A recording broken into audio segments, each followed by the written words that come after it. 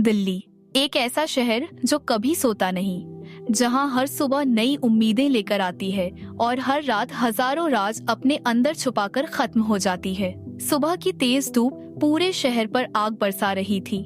गर्म हवाएं लोगों के चेहरों को झुलसा रही थीं, लेकिन फिर भी दिल्ली की रफ्तार कम नहीं हुई थी। सड़कों पर गाड़ियों की लंबी लाइनें लगी थीं।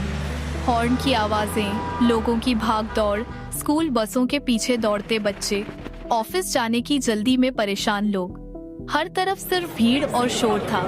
कुछ लोग गर्मी को कोस रहे थे, तो कुछ अपनी जिंदगी में इतने उलझे थे कि उन्हें मौसम का एहसास तक नहीं हो रहा था। और इसी भागती हुई दिल्ली के बीच खड़ा था डीपीएम हाई स्कूल, दिल्ली का सबसे बड़ा, सबसे महंगा और सबसे नामी हाई स्कूल। उस स्कूल में पढ़ना हजारों बच्चों का सपना था, लेकिन हर सपना हर किसी की किस्मत में नहीं होता। उस स्कूल की फीस इतनी ज्यादा थी कि एक आम इंसान उसके बारे में सोच भी नहीं सकता था। फिर भी हर साल हजारों बच्चे एंट्रेंस एग्जाम और स्कॉलरशिप के जरिए वहां एडमिशन लेने की कोशिश करते थे, क्योंकि डीपीएम सिर्फ एक स्कूल नहीं था, वो एक स्टेटस था। स्कूल की बड़ी बड़ी ग्लास बिल्डिंग्स धूप में चमक रही थीं। महंगी कारें एक के बाद एक अंदर जा रही थीं। ब्रांडेड यूनिफॉर्म पहने बच्चे अपने ग्रुप्स में हंसते हुए घूम रहे थे।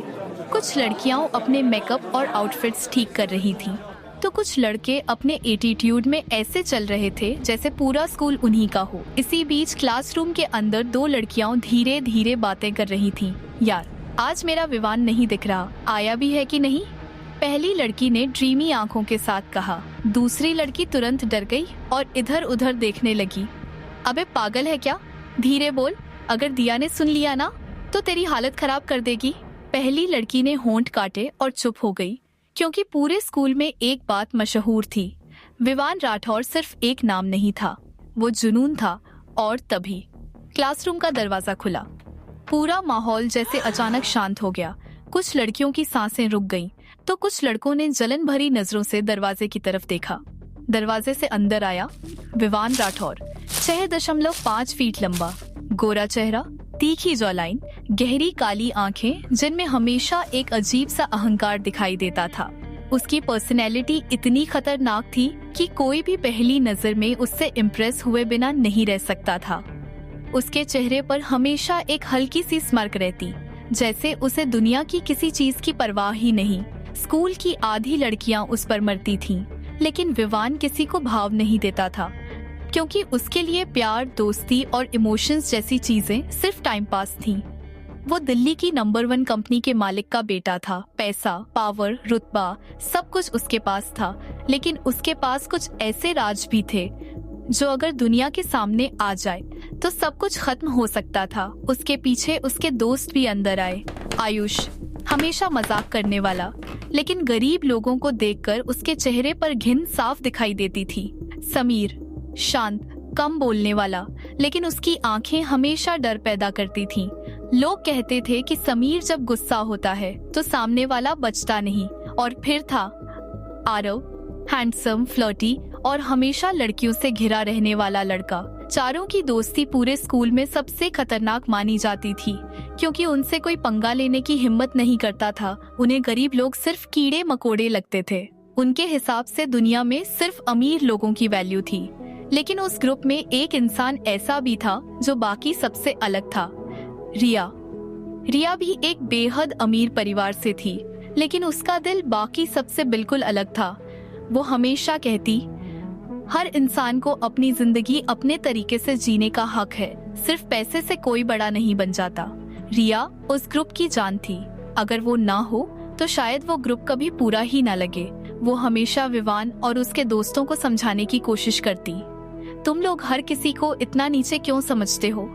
लेकिन हर बार विवान सिर्फ हंस देता, क्योंकि दुनिया ताकत वालों की होती है। रिया उसकी बात सुनकर चुप हो जाती, क्योंकि वो जानती थी कि विवान के अंदर कुछ ऐसा है जो उसे इतना बेरहम बना चुका था। कुछ देर बाद चारों हमेशा की तरह क्लास के सबसे पीछे वाली सीट पर जाकर बैठ गए।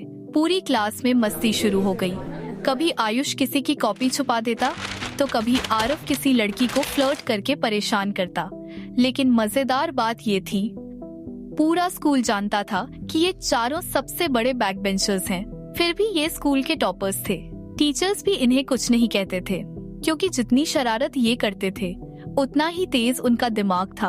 और विवान, वो हमेशा स्कूल में फर्स्ट रैंक लाता था। उधर दूसरी तरफ दिल्ली के एक छोटे से मिडिल क्लास घर में माहौल बिल्कुल अलग था। एक छोटे से कमरे में 2 लड़कियां बैठी थीं, अन्या और उसकी सबसे अच्छी दोस्त झिलमिल। दोनों के सामने डीपीएम हाई स्कूल का एडमिशन लेटर रखा था, लेकिन जहां किसी और के लिए वो लेटर खुशी की वजह होता, वहीं उनके लिए वो डर का कारण बन चुका था। अन्या परेशान होकर कमरे में इधर उधर घूम रही थी। मैं वहां नहीं जाना चाहती, उसने लगभग रोने वाली आवाज में कहा। मम्मी, पापा को कितनी बार समझाया, लेकिन उन्होंने मेरी एक नहीं सुनी। झिलमिल ने उसे शांत करने की कोशिश की। अरे पागल, इतना टेंशन मत ले, सब ठीक होगा। अन्या अचानक रुकी। उसने झिलमिल को घूरा, फिर फेक स्माइल दी, लेकिन अगले ही पल वो चिढ़ गई। तुझे पता भी है वहाँ कितने अमीर बच्चे पढ़ते हैं? हम जैसे लोगों को तो वो लोग इंसान तक नहीं समझते। झिलमिल का चेहरा भी धीरे धीरे उतर गया, क्योंकि उसने भी डीपीएम हाई स्कूल के बारे में बहुत कुछ सुना था। रैगिंग, एटीट्यूड, अमीर बच्चों का घमंड, सब कुछ। कुछ देर दोनों चुप रहीं। फिर अचानक झिलमिल ने माहौल हल्का करने के लिए अन्या के ऊपर तकिया फेंक दिया। इतना ड्रामा मत कर पगली। अन्या पहले तो चौंकी, फिर उसने भी तकिया उठाकर झिलमिल पर फेंक दिया। दोनों की लड़ाई शुरू हो गई। कभी हंसी, कभी नकली गुस्सा, कभी मेलोड्रामा। कमरे का डर कुछ देर के लिए हंसी में बदल गया, लेकिन अंदर ही अंदर दोनों के दिल बहुत डरे हुए थे, क्योंकि उन्हें नहीं पता था कि कल उनका सामना किन लोगों से होने वाला है। उन्हें नहीं पता था कि डीपीएम हाई स्कूल की चमकती दुनिया के पीछे कितने अंधेरे छुपे हैं, और उन्हें ये भी नहीं पता था कि उनकी जिंदगी बहुत जल्द पूरी तरह बदलने वाली है, क्योंकि कल 2 अलग दुनिया पहली बार टकराने वाली थीं। एक तरफ पैसा, पावर और घमंड, और दूसरी तरफ सपने, डर और मजबूरी। और इसी टकराव से शुरू होने वाली थी एक ऐसी कहानी जहां नफरत भी होगी, दोस्ती भी, धोखा भी, और शायद प्यार भी। अगर आपको हमारी कहानी अच्छी लगी तो सुनते रहिए लव की क्लासमेट। धन्यवाद। आपका दिन शुभ हो।